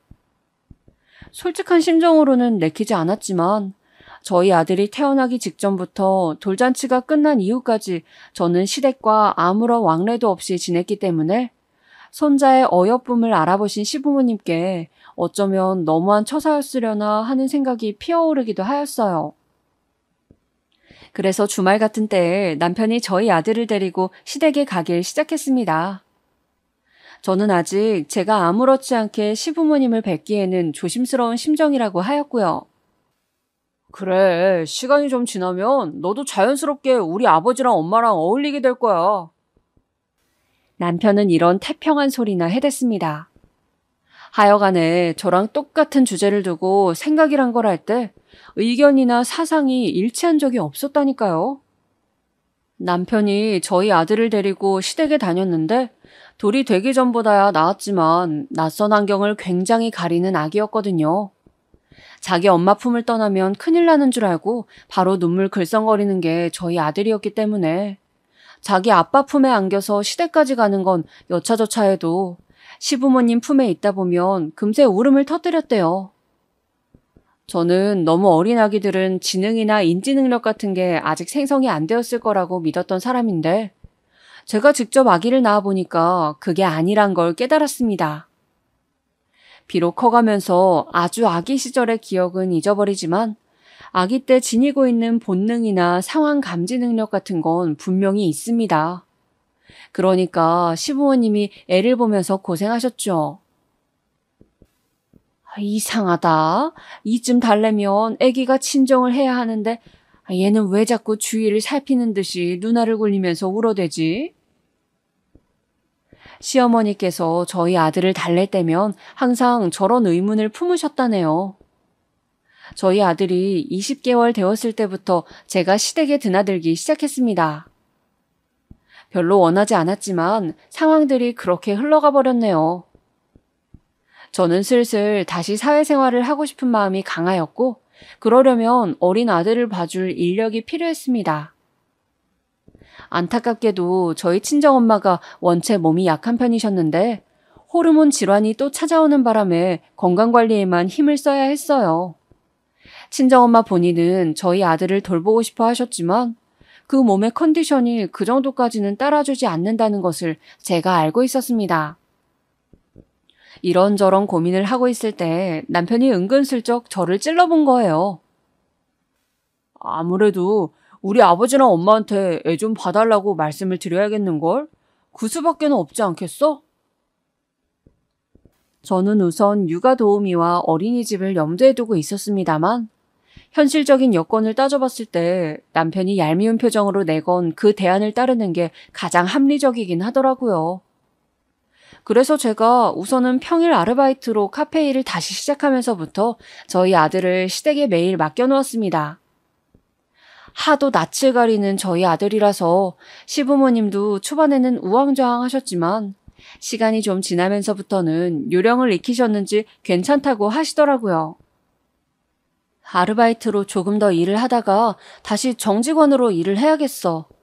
그때는 어린이집을 보내면 될 테고 일단은 애를 시댁에 맡겨놓을 수 있어서 편하긴 하네. 아니었으면 더 신경 쓸 거리가 많았을 텐데 이러다가 앞으로 계속 시부모님하고 점점 더 잘 지내게 되는 거 아닌가 몰라. 저는 제 뱃속에 있는 생명이 반갑지 않다고 하셨던 시어머니의 예전 발언을 내내 속에 담아두고 있었기 때문에 아직 완벽히 경계태세를 풀지는 못하였으나 시간이 흐르고 상황이 변모하면서 시부모님에게 점차 마음이 너그러워지고 있었어요. 아이를 낳고 키우면서 남편하고는 여전히 우리는 안 맞는구나를 체감하고 있었지만 그냥 부부로서 함께 이 세상에 생명을 내보낸 동지로서 그냥 책임감 하나로 이악 물고 버텨왔습니다. 이것 또한 세월이 많이 흐르면 부부로서 안 맞는 점들도 서로가 무뎌지겠거니 하는 기대감이 생겨났어요. 아이가 태어난 이후로 점차 모든 게 바로잡혀진 느낌이야. 앞으로 더 괜찮은 모양새를 갖춘 가족으로 성장할 수 있게 나도 노력을 해봐야겠다. 저는 이런 생각을 가지고 하루하루를 주어진 시간 안에서 열심히 살고 있었습니다. 하지만 다시 회복할 수 없는 균열, 그것이 시작되고 있었을 줄은 차마 꿈에서조차 알지 못했습니다. 우선 저희 친정엄마의 건강이 더욱 악화되면서부터 그 균열이 드러났던 것 같아요. 호르몬 질환 때문에 고생하고 있던 친정엄마는 정기적으로 병원을 다니시다가 갑상선 암에 걸리셨음을 알게 되었어요. 그래도 암 중에서는 덜 심각한 암이었고 병원 측에서도 너무 걱정하지 말라고 말을 해주었기에 다행이었지만요. 제가 이때 충격을 받았고 서러웠던 것이 바로 남편의 반응이었습니다. 야, 그런 건 솔직히 암도 아니야. 진짜 암 환자한테 가서 갑상선 암 초기라고 하면 어떨 것 같냐? 죄다 부럽다고 할걸. 사람이 말을 저딴 식으로 해도 되는 건가요? 생판 남의 일이라도 저렇게까지 함부로는 말을 못할 것 같은데 어떻게 자기 장모의 병환 앞에서 말을 천박하게 할 수가 있는지 저의 상식으로는 이해가 안 갔습니다. 우라통이 막 치밀어 오르는데 편찮으신 친정엄마에게 안 좋은 소식들을 접하게 해드리기 싫어서 그냥 제가 참았습니다. 친정엄마는 무사히 치료를 통해서 갑상선 암을 물리쳐내셨지만 산 넘어 산이었습니다. 원인 모를 아랫배의 작은 통증이 갑상선 암을 이겨내느라 후유증으로 그런 것이겠거니 친정엄마는 처음에 그리 치부하여 넘겼지만 그게 알고 봤더니 자궁 쪽에 심각한 질환으로 밝혀진 거예요. 왜 자꾸 몸이 고장나는 줄 모르겠다. 내가 더 살 팔자가 아닌데 억지로 살고 있어서 나에게 자꾸 건강 이상이 생기는 건 아닐까 그런 생각만 들고. 우리 딸에게 힘겨운 짐을 안겨주는 것 같아서 이 엄마는 마음이 편하지가 않아. 너무너무 미안해. 저는 어쩔 수 없이 계속 친정엄마의 곁에 착 붙어 있어야만 했었고 다시 정직원으로 일해보겠다는 저의 꿈은 무기한으로 미뤄진 뒤였습니다. 아르바이트마저 줄여서 했다가 근무 시간 조절이 힘들어서 그건 역시도 그만두었고요. 친정엄마의 옆에 저 말고는 아무도 없었으니 제가 무조건 곁에서 보호자 역할을 해야 했기 때문입니다. 그런데 완벽한 해방이란 없었고 계속해서 몸이 아픈 게 연달아 이어지자 친정엄마는 저에게 너무나도 미안해하셨어요. 저는 그럴 필요 없다고 친정엄마에게 단호히 말하였습니다. 저에게는 아무런 문제도 거리낄 것도 없으니까 친정엄마의 건강 회복에만 전념하면 된다고 하였죠. 그러나 자신만만하게 친정엄마를 향해 말씀드렸던 것과는 달리 저의 상황은 그렇게 좋지가 않았습니다. 제가 친정엄마에게 계속해서 매달려 있다 보니까 어린 아들을 돌보는 일도 집안일도 밖에 나가서 경제생활을 하는 것도 전부 다 하지 못했거든요. 이런 저의 상황을 이해해주고 힘든 때일수록 함께 헤쳐나가는 가족의 모습이었다면 이상적이었겠지만 안타깝게도 현실은 그러지 못하였네요. 우선 시부모님이요. 제가 냉정하게 선을 긋고 저희 아들을 안 보여드리려고 했었을 땐 저한테 연락조차 못하시고 멀리 뱅뱅 돌면서 전전긍긍 하셨던 것 같은데 그 조심스러웠던 모습들은 다 가짜이고 연기였나 봅니다. 저희 친정엄마가 계속 편찮으시자 본색을 드러내시더라고요. 혹시 우리 귀한 손자가 나쁜 유전자를 물려받은 건 아니겠지? 체질이며 수명까지 유전이 강하다던데. 자기 외할아버지도 그렇게 일찍 떠났고 이제는 외할머니가 밑도 끝도 없이 아프다 그러지. 우리 손자가 그런 자기 외조부모를 닮아선 안 될 텐데. 외탁했으면 정말 큰일이야. 무조건 친탁해서 우리 집안을 닮아야 돼. 그럼 당연하지. 나쁜 유전자를 받으면 인생이 힘들어지는 것은 불보듯 뻔한 일인 것을. 우리 쪽을 닮아서 애가 건강하고 똘똘하게 자라나야 할 텐데 걱정이 커. 시부모님께서는 저런 대화도 즐거운 만담이랍시고 나누셨습니다. 그러시면서 저희 어린 아들을 붙잡고 엄마 닮으면 안 돼, 알았지? 착하니까 말을 잘 들을 거지? 엄마 닮으면 안 된다. 이렇게 말씀도 하시더군요. 사람 앉혀놓고 바보를 만드는 것도 모자라서 너무 큰 모욕을 당한 기분에 저는 두 말 않고 그냥 저희 아들을 안아든 뒤 시댁을 빠져나왔습니다. 아니, 너는 우리가 아예 없는 논리를 지어낸 것도 아닌데 뭘 그렇게 기분 나빠하면서 자리를 뜨는 거니? 편하게 가족끼리 그런 농담도 못해. 집을 나서는 저에게 시어머니께서 그렇게 외치셨지만 저는 무시하였습니다. 그리고 남편에게 시부모님이 보이신 작태를 다 설명하였어요. 그랬더니 남편이 한숨을 푹 내쉬면서 피곤하다고 하더라고요. 뭐가 피곤한데? 지금 내가 이렇게 떠들어대는 거? 아니면 아버님, 어머님이 한결같이 그렇게 구시는 거? 어느 쪽이 피곤한지 어디 한번 정확히 말 좀 해봐. 지금 너의 이런 태도 자체가 나를 피곤하게 만들어. 나는 네가 장모님 간호하느라 지금 벌써 몇 달째 그쪽에만 매달려 있어도 불만 한번 찍소리 안 뱉었거든. 그런데 너는 뭐가 금방 이렇게 불만이야? 오빠, 그게 비교 가능한 거라고 나한테 지금 말을 하는 거야? 우리 엄마가 계속 편찮으시니까 병원 치료를 받아야 하니까 내가 거기에 붙어 있는 게 당연하잖아.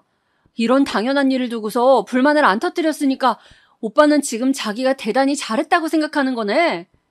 자기 장모님이 편찮으신 상황에서는 무조건 불만을 안 터뜨리는 쪽이 정상인 거야. 제발 좀 착각하지 마.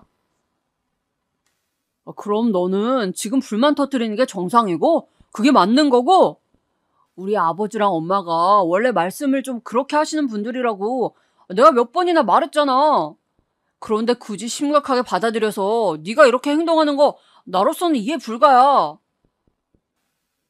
오빠는 정말로 나랑 안 맞는다. 사고방식 자체가 오빠랑 나랑은 완전히 다른 사람이야. 그래 됐다. 무슨 말이 통하겠어.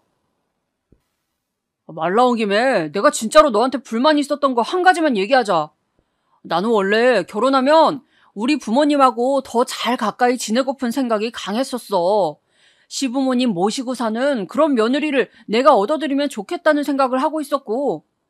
그런데 너는 정반대의 인물일 뿐더러 자기 시부모님 앞에서 아나무인으로 구는 최악의 며느리야.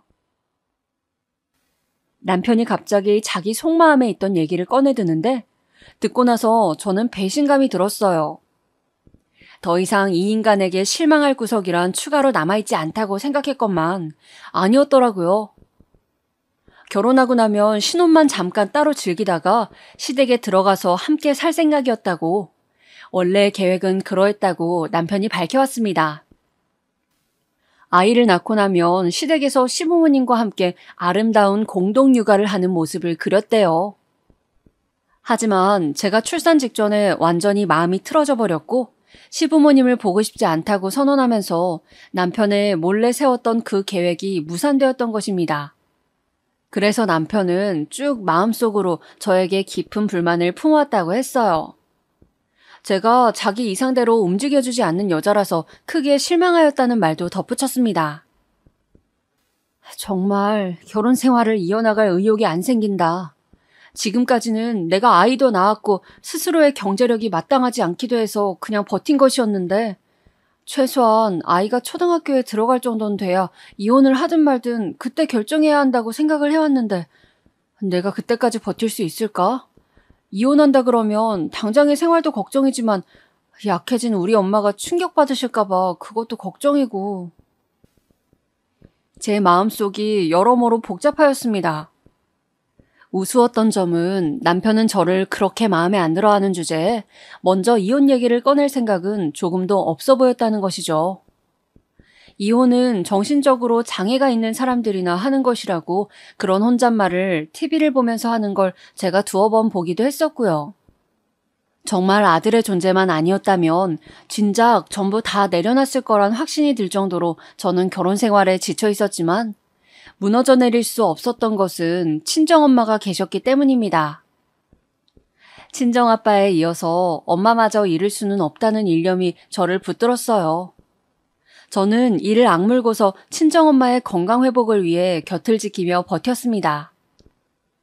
저를 두고 시부모님과 남편이 돈도 안 벌고 집안일도 소홀하고 자기 애도 내팽개치고 자기 엄마만 중한 줄 아는 미친년이라고 욕을 하는 것을 뻔히 알고 있었지만 애써 모른 척하면서 눈물을 삼켰습니다.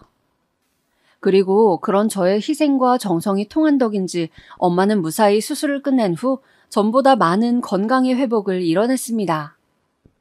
약간의 우울증을 앓으셨는데 상담을 다니면서 점차 컨디션도 좋아지셨고요. 친정엄마가 다시 일상으로 편안히 돌아가신 후에야 저는 제 일상으로 돌아와 일자리를 구했습니다. 이상적인 생활 리듬을 유지하며 살고 싶었기 때문에 바로 일부터 시작했죠. 내가 한 달에 100만 원이라도 벌어야 아쉬운 소리를 하지 않고 살 수 있어. 저는 꽤 오래 친정엄마를 간호하면서 느꼈던 게 돈이 없는 쪽, 그리고 돈을 안 버는 쪽이 약자라는 것이었습니다. 슬프게도 그렇더라고요. 남편에게 용돈 좀 달라면서 아쉬운 소리를 해야 할 때 너무 제 자신이 초라했거든요. 그럴 때마다 거들먹거리면서 꼴랑 10만 원, 20만 원 이렇게 줬던 남편의 태도도 저를 뒤집어 놨었고요. 아무튼 다시금 어떻게든 가정이란 울타리 안에서 생활을 해보려 하였으나 친정엄마가 건강을 회복하신 후 처음 맞는 명절이었던 추석 연휴에 사건이 터졌습니다. 추석 당일 전날에 남편이랑 아이랑 친정에 먼저 들렀어요. 친정엄마가 저희에게 하시는 말씀이 친정아빠가 잠든 곳에 찾아가서 함께 성묘를 하였으면 좋겠다는 것이었어요. 저는 그것까진 생각도 못하고 있었던 터라 듣고 보니까 너무 괜찮더라고요. 그래서 피곤하다고 작은 방에 들어가서 누운 남편을 찾았습니다. 오빠, 일어나봐. 우리 아빠 산소 어디에 있는지 오빠도 알지? 여기서 차로 1시간 안으로 가잖아. 거기에 성묘를 가봤으면 해서. 뭐, 성묘? 장인어른의 산소에 성묘를 가자고? 왜 그렇게 놀라? 내가 못할 말이라도 했어? 장인어른이 옛날 옛적에 돌아가신 것도 아닌데 무슨 성묘야. 나는 진짜 뒤진 사람들을 왜 챙기는지 이해가 안 간다니까? 제가 너무 어처구니가 없어서 고개를 돌렸는데 앞불싸 열린 문틈 사이로 방문 앞에 서 있는 친정엄마가 보였습니다. 놀란 제가 얼른 나가보았죠. 그런데 친정엄마가 어색하게 웃으시면서 성묘 안 가도 된다고 생각해보니까 무리인 일정이었다면서 그냥 가지 말자고 하시는 거예요. 그 모습에 너무 속상해서 저라도 갈 거라고 우겨보았지만 친정엄마는 단호하셨습니다. 절대 이번에는 성묘를 안 가시겠대요. 그 고집을 꺾지 못하고 친정집을 나서야만 했어요. 그런데 추석 당일이었습니다. 시댁에 들어서자마자 음식 준비를 하는 풍경이 보이더라고요. 저는 애써 그쪽을 무시하고자 했는데 잠시 후 시어머니의 지령을 받고 온 남편이 저한테 한다는 말이 가관이었습니다. 야, 가서 너도 음식하는 거 얼른 거들어. 무슨 음식을 만든다는 거야? 지금이 식사 때가 다가오는 것도 아닌데. 무슨 음식이기는 몰라서 묻냐? 성묘 음식이지. 제가 그 소리를 듣자마자 머리 꼭지가 돌아서 자리에서 벌떡 일어나 남편에게 외쳤습니다. 뒤진 사람들이 입도 없고 몸도 없는데 무슨 음식을 먹는다는 거야? 내가 왜 뒤진 사람들 음식을 준비해야 돼? 제가 큰 목소리로 내질렀더니 남편뿐만 아니라 시댁 식구들이 그 소리를 다 들었습니다. 모두가 화들짝 놀라서 저를 쳐다보고 있었어요. 저는 아이만 데리고 시댁을 나섰습니다. 남편이 바로 따라 나오더군요. 제 팔을 남편이 잡자마자 저는 등을 돌려서 남편의 뺨을 한 대 후려쳤습니다. 더 이상 어떤 말도 하기 싫어. 당장 이혼해. 너랑 더 살다간 나도 미쳐버릴 것 같으니까. 저는 이혼을 선언하였습니다. 그 후로 남편이 저의 마음을 돌리려고 뒤늦게 가식적인 연기를 선보였지만 저는 넘어가지 않았죠. 이혼을 안 해주겠다고 그러길래 제가 소송 걸겠다고 했습니다. 남편의 주변 사람들에게도 이혼 소송이 걸린 사실을 다 알려주겠다고 했더니 표정이 불안으로 떨리더군요. 과정이 추잡스럽긴 했지만 어찌됐든 이혼을 하였고 아이는 엄마인 제가 데려올 수 있었습니다. 완전히 건강해지신 친정엄마가 아이를 보는데 큰 도움을 주고 계시고요.